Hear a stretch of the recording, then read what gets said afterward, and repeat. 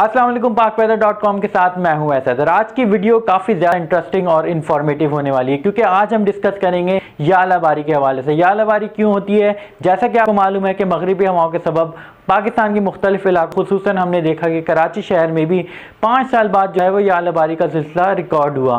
तो याला बारी क्यों होती है, इसकी क्या क्या वजूहात होती हैं, अब तक दुनिया में याला बारी के सबब एक इवेंट में कितने अफराद जाँ बाग हो चुके हैं और अब तक जो है वो दुनिया में कितना बड़ा हेल स्टोन जो है वो रिकॉर्ड किया है। तो नाज़रीन, ये सारी इन्फॉर्मेशन से भरपूर तफसीलात हम आपको इस वीडियो में बताने जा रहे हैं। वीडियो का आगाज़ करने से पहले हमारे यूट्यूब चैनल को सब्सक्राइब कर लीजिए और बेल आइकन को प्रेस कर लें।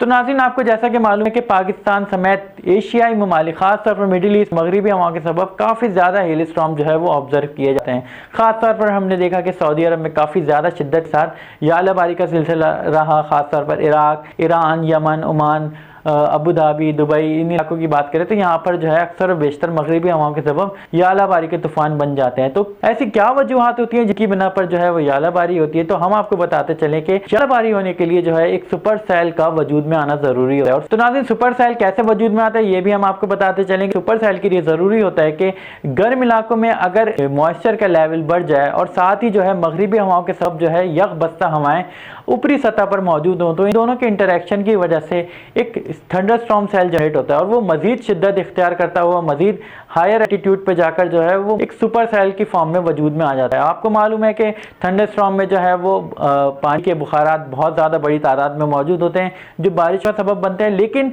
ऊपरी सतह पर यक बस्ता हवाएं बादलों के दरमियान जो चल रही होती है वो उन पानी के ज़र्रात को, पानी के बुखारात को जो है वो बर्फ़ में तब्दील कर देती हैं। और जब तक ये बर्फ़ के ज़र्रात नीचे गिरना शुरू होते हैं, इनमें मजीद जो है वो नमी उनके साथ जुड़ती जाती है और जितने भी ये बर्फ़ के ज़र्रात होते हैं वो भारी होते जाते हैं और आहिस्ता आहिस्ता जो है वो ज़मीन की तरफ गिरना शुरू हो जाते हैं। इनका साइज़ डिपेंड करता है कि जितनी तेज़ यकबस्ता हवाएं होंगी उतनी ही ज़्यादा नमी इन बर्फ़ के टुकड़ों के साथ जुड़ती रहेगी और हेल स्टोन का साइज़ जो है वो उतना ही बड़ा होता जाएगा।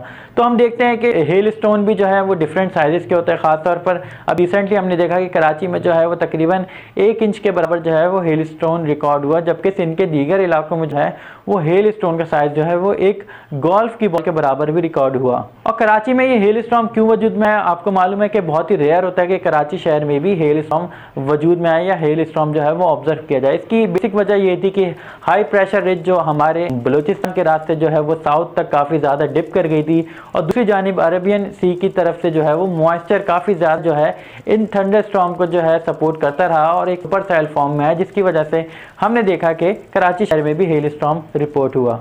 तो नाज़रीन, ये हैं वो वजूहात जिसकी बिना पर हेल स्टॉर्म फॉर्म में आता है। तो नाज़रीन, अब आपसे जो है वो एक रिकॉर्डेबल इवेंट शेयर करेंगे कि अब तक जो है सबसे ज़्यादा बात एक हेल स्टॉर्म के दौरान कहाँ रिकॉर्ड हुई। तो हम आपको माजी लेके चलते हैं। तो मुरादाबाद इंडिया में एक ख़तरनाक याला बारी का तूफ़ान वजूद में आया जिसके सबब 246 अफराद जो है वो जाँ बहक हो गए और वहाँ पर एक हेल स्टोन का साइज़ जो है वो एक बड़े अंडे के बराबर या फिर क्रिकेट बॉल या फिर एक बेसबॉल के साइज़ के बराबर रिपोर्ट हुआ।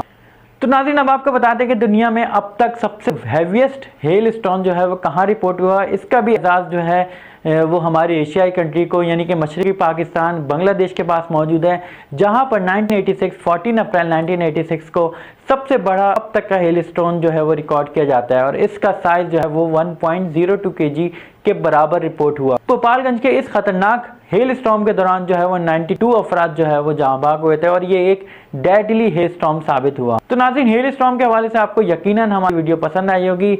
अगर हमारी वीडियो आपको पसंद आई है तो इसको लाइक और शेयर करना ना भूलिएगा। वैसे वेदर एनालिस्ट को इजाज़त दीजिए। इंशाअल्लाह ताला मज़ीद वीडियोज़ के साथ हाजिर होते रहेंगे। अल्लाह हाफ़िज़।